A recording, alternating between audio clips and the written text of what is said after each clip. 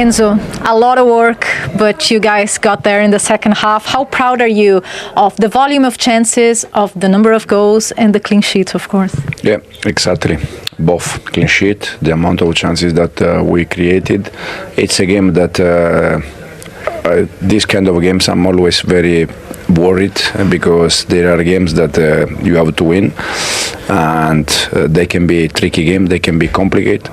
But I think we were good. Even first half, we didn't concede nothing. We create chances. You have to be clinical inside the box, otherwise the game is always open. And then second half, we score goals. Yeah, before the match, we were talking about facing low blocks, and you said we need to do better. And in the second half, you found solutions. So what was key to find that cutting edge? For me, the difference was just that second half we score, and first half we didn't score. No, serious. I just said because first half we create 5-6 chances to score. So if you score, you say how good they were. You don't score, and then second half we just score goals. A lot of good individual performances, but I wanted to start with Enzo Fernandez and his development as this box-to-box midfielder who just breaks lines with his passing. What's been key in this role, in this box-to-box role? He has been open mind since we start. I said many times that last season at the beginning he struggled a little bit, and then he was getting better and better and better. I think also the combination him with Garna has been very good in the left side. Yeah, Garnacho, 2 assists tonight. He took over a position that has a lot of competition, a lot of quality players there. What's been important for him to develop his game since he arrived? Work hard. Work hard. This has been the main message when he joined us. I told him that in terms of quality on the ball, we know that he is a good player, but to play with us, he has to work hard, and he's doing well on the ball for sure, but also off the ball, he's working hard. And one of your goal scorers, Malo Gusto, 98 appearances for Chelsea. His first goal, I see your smile. You must be so pleased for him. Finally. Yeah, we like to attack with fullback. Sometimes it's him, sometimes it's Cuckoo. Cuckoo last year scored 6-7 goals. Hopefully this season Malo can score some goals. How much do you rate his versatility? Malo? Yeah. Malo, I said that we have many good players, but Malo for us is a main player in the way we want to play because allow us to be versatile. Mm-hmm. The past few days, there was a bit of a weird mood, especially after the Karabakh game. So how important was it to get a win, to improve the mood especially? Our mood was good in any case. It's more outside, the noise from outside, because of you draw points against a team that in any case they are doing well, and everyone expects always Chelsea to win all the games, but the reality is that it's not like this. Thank you, Enzo. Thank you. And Chelsea, it's that sort of football club, isn't it? So let's add a bit more. You heard Malo Gusto talking about them as top 4 being the target. Should they aim higher than that? Why can't they, this season, of all seasons, when other big clubs are stuttering a little bit, go for the title? I still think not quite ready yet. When you look at the likes of, you say big clubs are stuttering, I still think Liverpool, Arsenal, Manchester City are the 3 that you look at and say they will probably be the ones that will be competing for the title. But I think in a one-off game, Chelsea can go against any one of those teams, I believe. But in terms of consistency, 38 games in a league season, I think we've seen it already this season. Sunderland being a prime example, at home, getting beat, stuttering a little bit. So I think you'll see these type of problems. But I think top 4 should be the minimum. As I said, I don't think they'll win the title, but I think top 4 for a squad of those type of players, I think should be the minimum requirement. What if, though, Gary, what if this young team does build a bit of momentum, finds a way to brush the weaker sides away, particularly at home? Yep. What ifs, but where could they go? Yeah, no, there are what ifs, of course, and they're second now. So only Arsenal have been better than them so far this season. I think where they are in their journey, they're a lot less mature than some of the others. Liverpool have been in this for a few years, especially some of their players, Van Dijk's, the Salahs. You look at Arsenal, like players that have been in and around these title races for a while now. Manchester City, obviously, with players that have been in and around title races for many years. And the Chelsea boys are maybe just they're probably 2-3 years behind that. But because of the quality they have, they do have an opportunity to accelerate it, as you rightly say. So let's see. I think for them to keep grounded and think top 4 and then maybe sneak up on the ones at the top is maybe a better way for them to do it. I think if they hit the top early, maybe the pressure of being the ones to chase would affect some of the younger players. They certainly did score goals. Realistic expectations then for Chelsea this season? Top 4 and compete for trophies. Give a good account of themselves in the Champions League. I think that's what we're looking to do, an improvement on last season. Top 4 realistic, do you think? Yeah, at least. On form like that. I think they've got eyes on something else as well, not just top 4. And as you said, we talked about squad depth. Where does their squad rank? Yeah, again, when everyone's fit, we've got Cole Palmer to still come back. It was nice to see Liam Delap back out there. It gives another option for the manager and João Pedro. I quite like João Pedro in that little number 10 role. So it gives another different dynamic to the Chelsea team. So, yeah, they've got enough. Did Chelsea look in good shape, Gary? Do you think that's 3 wins in 4?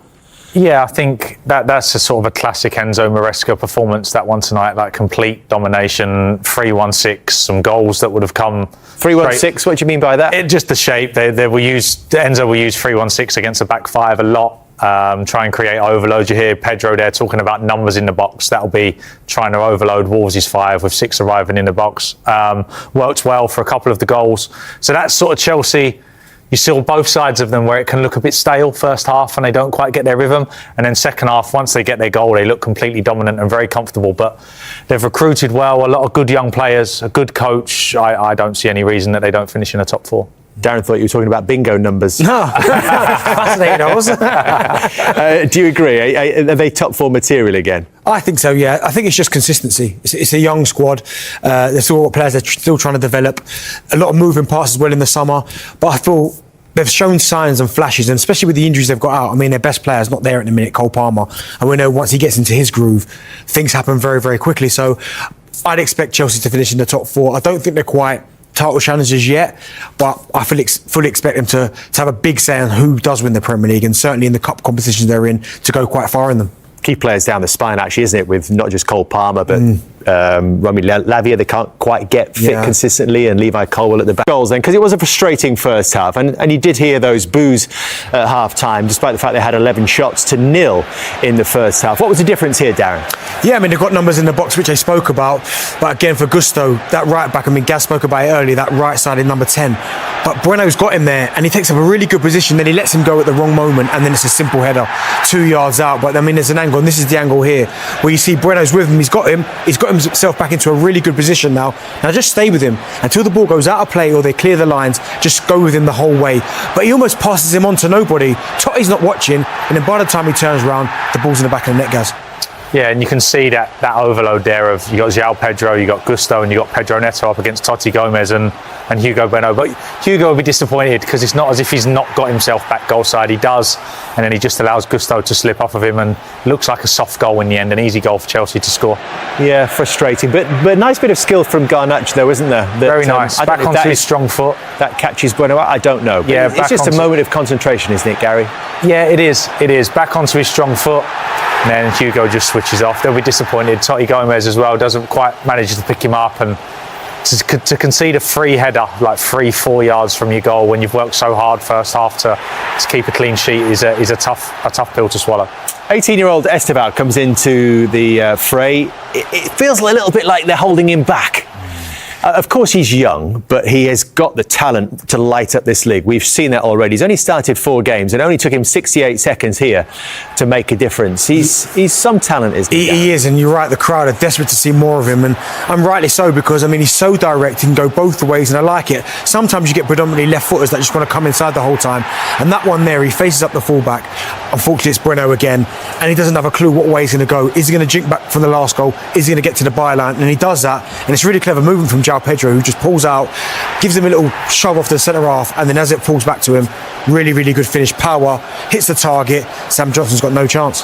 He doesn't actually get the assist for that because of this deflection. Harsh. It's a bit cruel, isn't it? It's harsh, come on. Because he'd done the hard work, he got down the line, he pulled the ball back, but there you go, that's FPL for you. How do you assess him? Yeah, no, I think the thing holding him back is he's got the best winger that I've ever worked with in Pedro Neto directly in front of him in his position.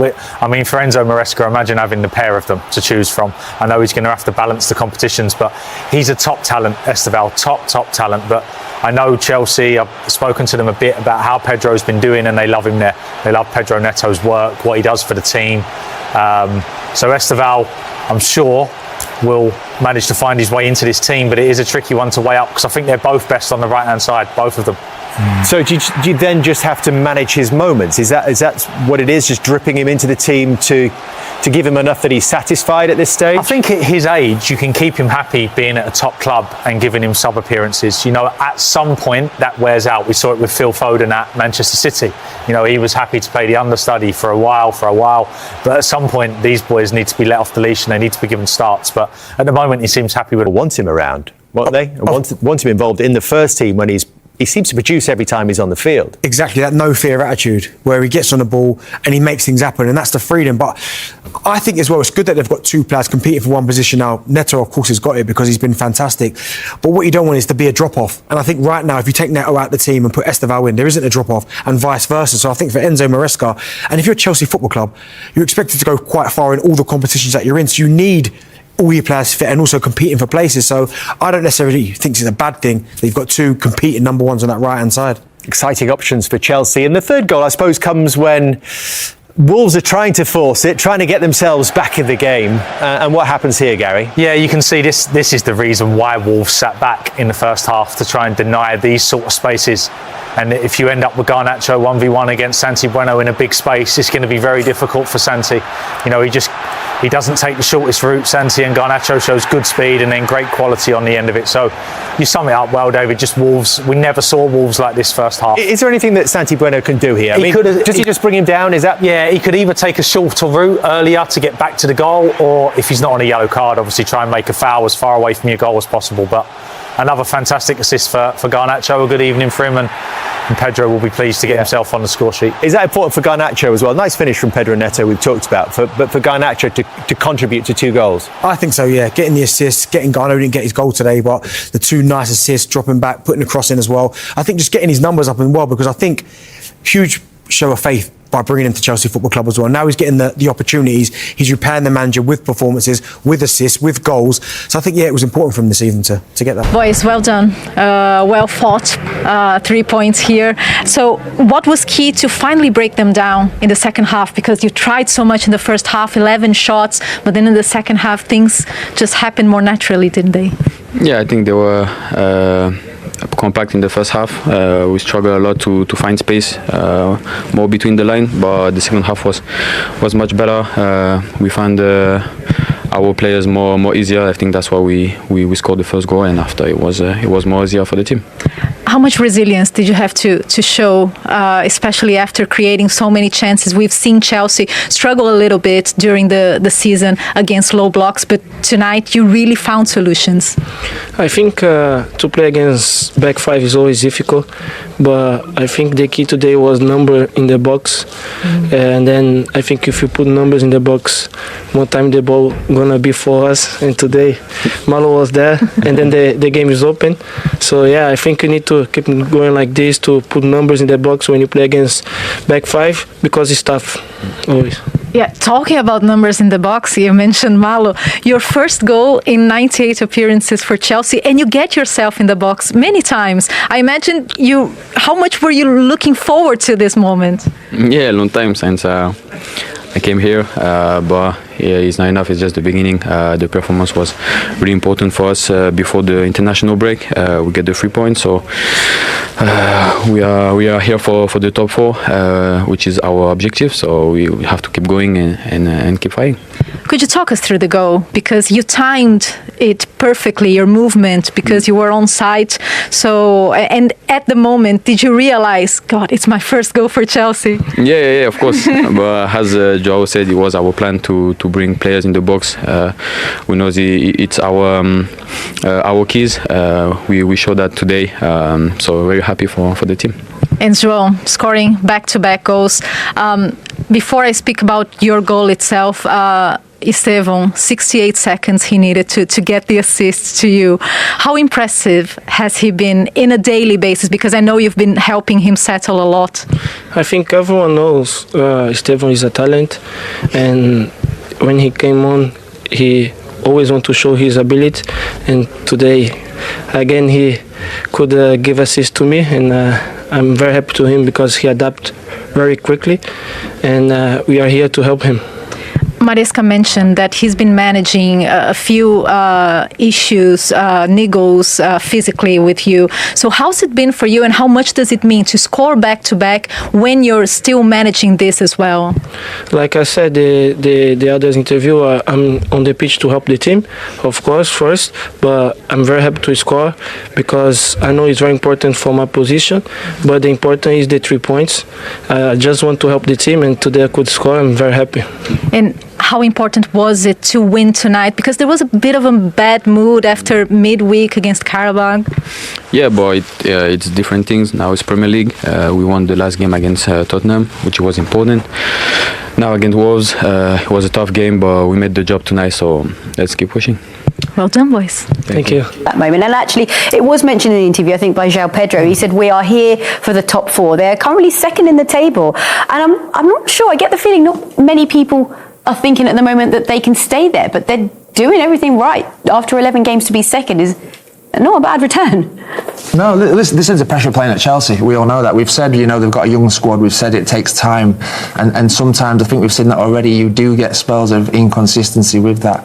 When they're on form and they're on the game, like we've said against Spurs, against Liverpool, second half today, they can compete with anybody. But for Chelsea, need to be obviously challenging for trophies, being in the top 4, being in the Champions League, back in the Champions League where they deserve to be now this season. And they're the pressures that come with the club. And these young players are learning that, and they're on the upward projectile. They're sneaking. Looking over your shoulder there. They're just under the radar. Keeping the noise down, going back to business. Exactly. Are they title contenders? If they keep getting results like that, they will be, obviously. They're in a great position, and they're keeping it quiet, like they say, top 4 is our aim. Yeah, I don't believe that. I think they'll be wanting to try and see how far they can go. Yeah, and we talk about the fact that consistency or lack of consistency is hindering them. So what is it that gets them consistency? What has to change? Is it in training? Is it a mindset thing? What are we going to see what has to happen to get Chelsea churning out results week after week? That's the only thing at this moment that I see as an issue for them. The squad, they've got strength and depth in positions now. Is it a confidence thing?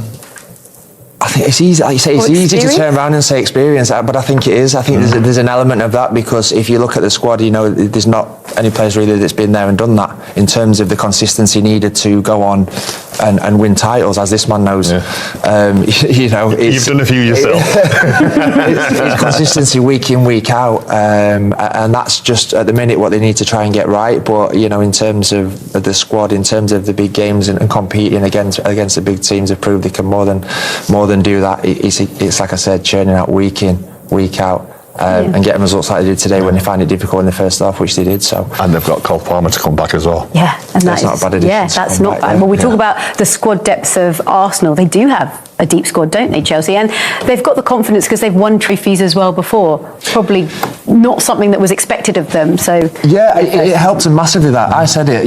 Towards the back end of last season when they picked up 2 trophies, that was huge for this squad, because you get the feeling and the taste of winning, and you want more and more. So that was good. That was big. Sorry, in terms of the experience of this squad, we can't keep saying every year they're lacking experience, because they're gaining experience season after season, and that was big. To go in.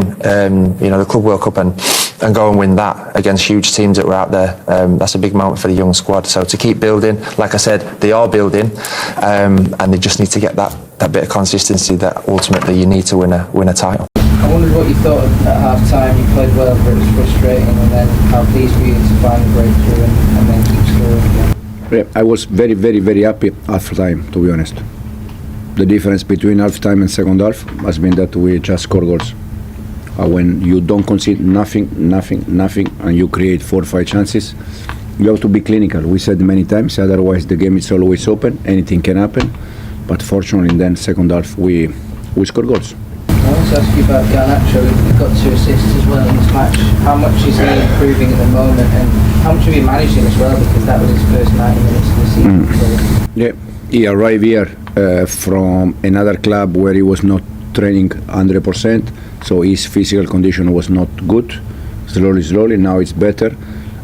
He's doing very well on the ball, but he's doing very, very well off the ball, and he knows that to play with us, he has to be good on the ball and off the ball, otherwise he's not going to play, and we are very happy with him in this moment. We'll go to Dom. Enzo, Liam Delap made his first start since suffering his injury against Fulham. He was also the first player that you brought on. What did you make of his performance, and what was behind the decision to put Pedro Neto as the striker rather than João Pedro? So what did you make of Delap? Yeah, no, Liam performance was not easy for many reasons. First of all, because it's long time without play minutes. Second, because they had 11 players almost at the age, so there is no space for Liam in behind. Liam is a 9 that he needs space. He needs to attack in behind, he needs to fight, he needs duels, these kind of things. But against team that they are low block, for him it's a bit more difficult because there is no space that he can attack. And then the reason why we put we put Pedro as a 9 is because João Pedro was not completely fit to continue to press in the way we were pressing with Liam. So the idea was to put Pedro and continue to be aggressive with Pedro. Go to Simon. Enzo, how surprised were you that Malo scored? Has it been the subject around the training ground, and has it been the talk post-match as well? Finally. Last year was Cuckoo scoring goal as a fullback. Hopefully this season can be Malo, but Malo arrive always inside the box when he's playing in the way we play tonight. He missed some goals, he missed some chances, but was an important goal also because give us the 1-0 that opened a little bit the game. Go to Matt. So a data company this week valued Estevao over 100 million already and made him the most valuable teenager after Lamine Yamal in world football. Did you see that, and what do you make of it? Yeah, you can see that, absolutely. He's top, his talent. Again, we are trying to help him to adapt and to give him the right minutes, and he's doing fantastic. And he will be, for this club, he will be in the next 5-10 years, I don't know, he will be top player. Part of your job has been to try to stop a little bit some of the hype and excitement to help him. Yeah. That's impossible, surely. Yeah. Not when he does makes an impact every time. It makes it impossible, doesn't it? Absolutely, yes. I said already twice that the reason why fans pay tickets is because they want to see players like Estevao, like Cole, because people, they are happy when they are inside the pitch. The only difference is that Estevao arrived from Brazil, he needs a little bit to adapt, and slowly for sure it's going to start game for us in the future. Go to Peter. Just to pick up on that, the crowd when he came on, even just conceiving to be ready to come on, just there was a noticeable lift in the ground. And obviously in the first half and views at half time.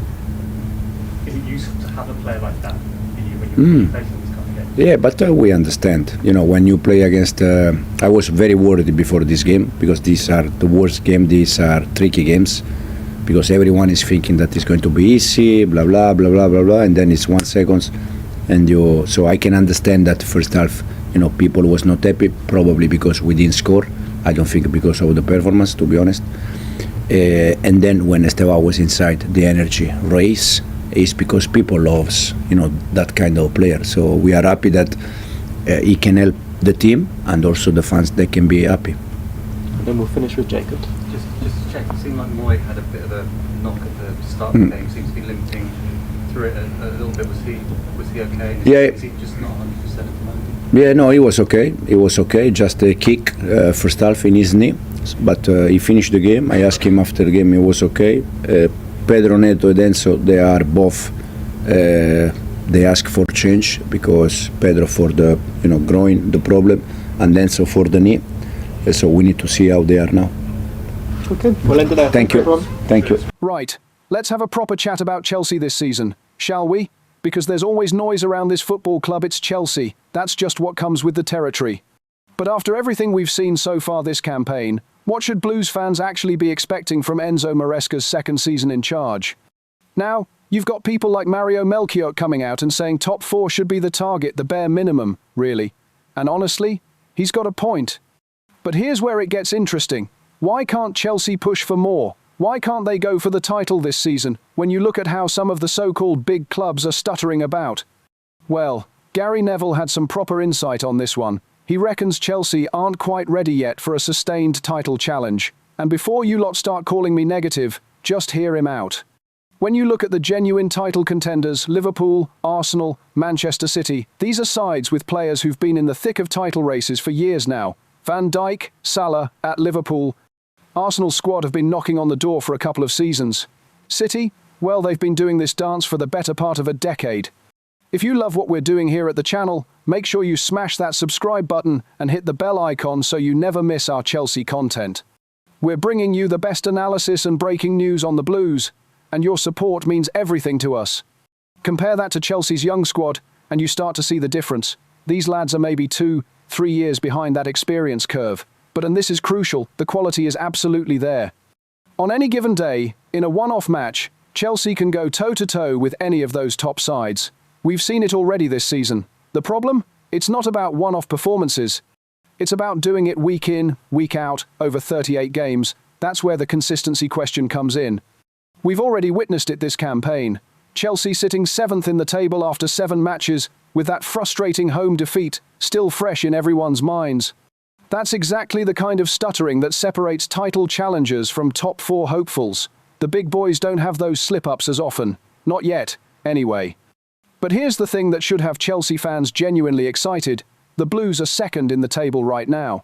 Only Arsenal have been better so far. That's not nothing, is it? And as Neville pointed out, because of the sheer quality in this Chelsea squad, they've got an opportunity to accelerate their development. They could close that experience gap faster than anyone expects. The smart approach? Keep the expectations grounded. Target top 4 as the goal that Champions League football we secured last season needs to become a regular fixture at Stamford Bridge. But here's the clever bit. By aiming for 4th and staying slightly under the radar, Chelsea might just sneak up on the teams at the top. The pressure won't be suffocating like it would be if they were leading the pack in October or November. Think about it, if Chelsea hit the top of the table early doors, would these young players handle being the ones everyone else is chasing? That's a different kind of pressure entirely. The weight of expectation at a club like Chelsea is already massive, being in 2nd or 3rd, grinding out results, picking up points whilst Liverpool and Arsenal grab the headlines. That might actually suit this squad's development perfectly. Maresca's got a proper squad on his hands. Cole Palmer's continuing his ridiculous form. The additions made in the summer have strengthened the squad depth. The Conference League and Club World Cup victories last season have given this team a taste of what winning feels like under this manager. That winning mentality is being built, brick by brick. So, what's realistic for Chelsea this season? Top 4 should be the minimum, absolutely. Anything less would be a disappointment, given the talent in this squad and the investment that's been made. But can they nick 3rd? Maybe even 2nd if one of the traditional big 3 stumbles badly enough. That's where it gets interesting. The truth is, Chelsea are in that frustrating but exciting space, where they're better than a typical top 4 challenger, but not quite ready to sustain a full-blown title charge. They're the team that'll beat City one week and then drop points at home the next. That inconsistency is the last hurdle to clear. What Chelsea need to do is exactly what they did last season: build momentum, stack up those victories, and let the experience come naturally. Every big match, every pressure situation, every time they have to grind out a result when not playing well, that's all building towards something bigger. The 2025-26 season might not end with Chelsea lifting the Premier League trophy, but it could be the campaign where they announce themselves as genuine contenders for the seasons ahead. If Maresca can guide this young squad to consistent Champions League football, keep developing players like Palmer, and maybe, just maybe, mount a proper challenge to the top 3. That's not just meeting expectations, that's exceeding them. Blues fans should be excited about what's coming. This isn't about demanding the title right now. It's about watching one of the most talented young squads in Europe learn how to win consistently. And with the quality at Stamford Bridge, that day isn't far off. The foundations are being laid. The experience is being gained. Chelsea are building something special here. it just might take a little bit more time to fully come together. So yeah, top 4's the target, but don't be surprised if Chelsea finish above that. And definitely don't be surprised when, in a season or two, these same players are the ones everyone else is chasing.